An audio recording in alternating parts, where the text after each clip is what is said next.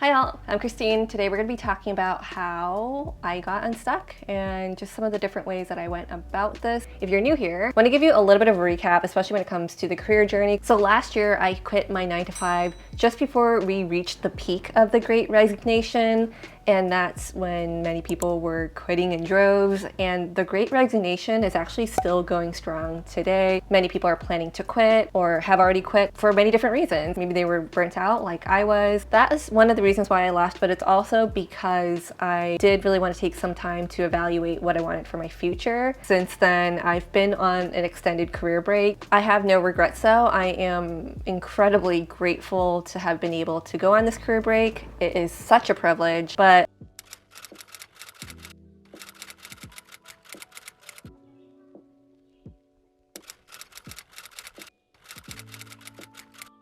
I am definitely sick of feeling stuck. It got to the point where I was questioning my existence. I knew that if I continued trying to figure this out alone, there's just a high chance that I'm not going to go anywhere fast and I'm not going to be able to really move forward in any direction. As simple as that sounds, that's what I really wanted to figure out. If you enjoy videos like this, please do hit the like button and subscribe if you haven't already. Before I get into the different ways I've been feeling stuck, I do want to give a shout out to today's video sponsor, which is BetterHelp. I have been doing virtual therapy with them for the past 2.5 months now. Let me share a little bit more about BetterHelp with those of you who may not be familiar with it. They are a network of over 20,000 licensed therapists who are trained to listen and to guide you and to help you with any struggles you may be facing, such as depression, anxiety, burnout, existential dread, which by the way, I didn't know if they would be able to help with that, but they really do have such a broad range of expertise, and I'm so glad I was able to experience this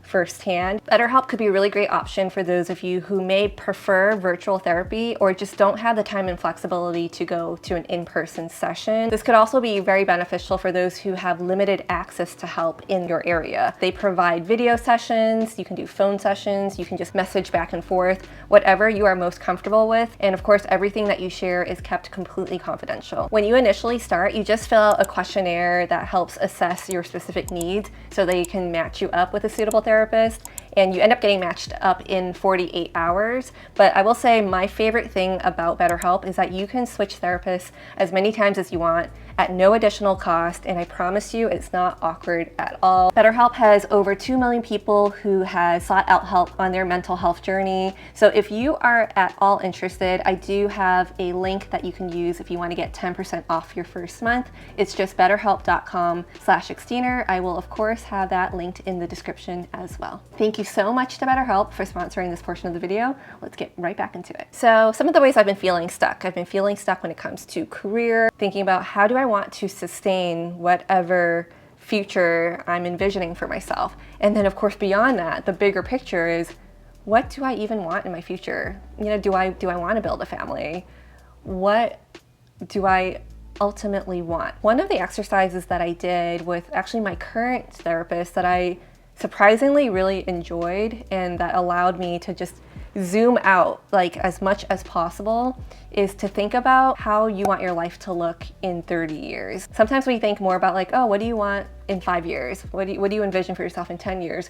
But if you zoom all the way out and just try to think about what at the very least do you want in 30 years? And you might not have all the answers because I don't have all the answers. I started feeling like, okay, what can I do? What steps do I need to take to start propelling myself forward for at least those very few things that I know I want by the time I'm in my 60s. So I was really just wrapped up also in this thought of my biological clock is ticking. Do I need to start having kids soon?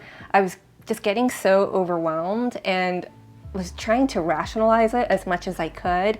And it just was not really going anywhere. So we decided to really just focus in more on the career aspect.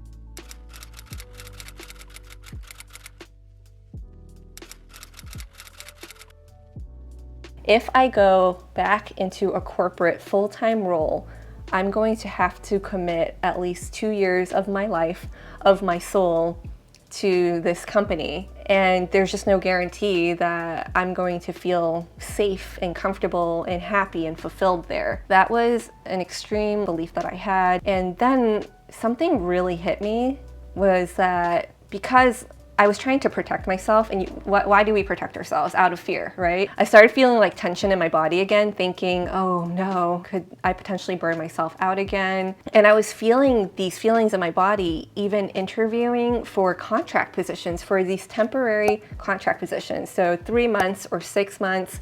I even looked into part-time roles, but something was getting in the way and not really allowing me to move forward or even allowing me to start receiving offers. I knew that there was just something going on up here that was getting in the way.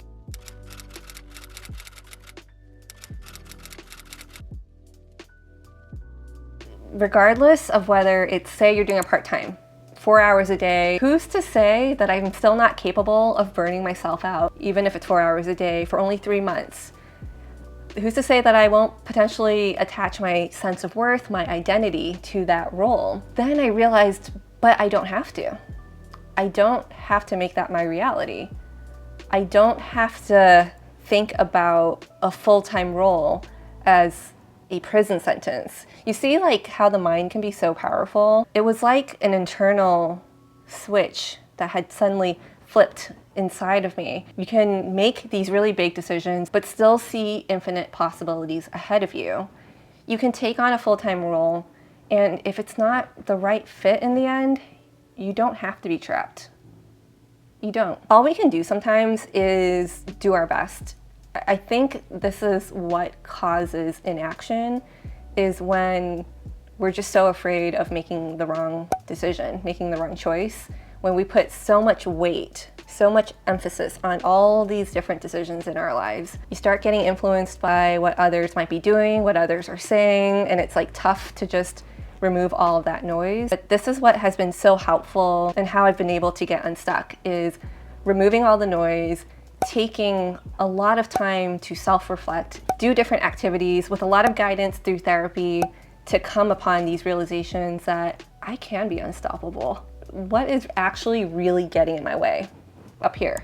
That's the only thing that's really getting in my way. And I've also been reading some books that I swear, after this revelation, it was like a fire lit up inside of me about women, about how, you know, we have a lot of limiting beliefs, right? It's this idea of, can women have it all?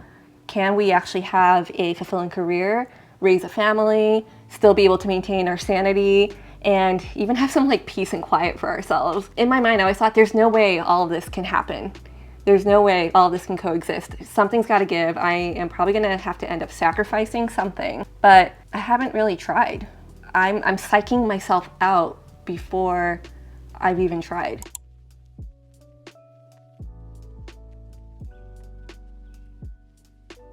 This has been life-changing. I was feeling a lot of physical tension in my body, and I think this is natural when you stress a bit too much, but it's gotten so much better because I just feel so much happier. I think the moment that I stopped trying to find all of these perfect fitting puzzle pieces to my life, I really started living. I stopped questioning and overcomplicating what it means to build a life. I know the concept of thinking with an infinite mindset is nothing new. It absolutely isn't. But once you get to that place where you actually feel it, I'm telling you, it really is life-changing.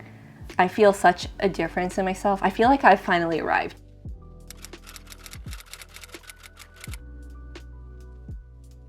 That is all for today. Thank you all so much for tuning in. If you've made it this far, thank you. I really appreciate you. I've got to tell you, what keeps me coming back to YouTube again and again is this community. I am just so proud of this community. You all are so smart, so kind. I even love seeing how you interact with one another. There is such a level of respect and understanding that it just makes me so happy. It really does. And so I would really love to hear from you. Definitely share any thoughts you have down below. Have you gone through therapy before? Has it helped you or changed your life in any way? Are you struggling, feeling stuck in any aspect of your life? I want to hear about it down below, and what you share could be really helpful to others as well. Thank you all again. I will see you next time. Bye.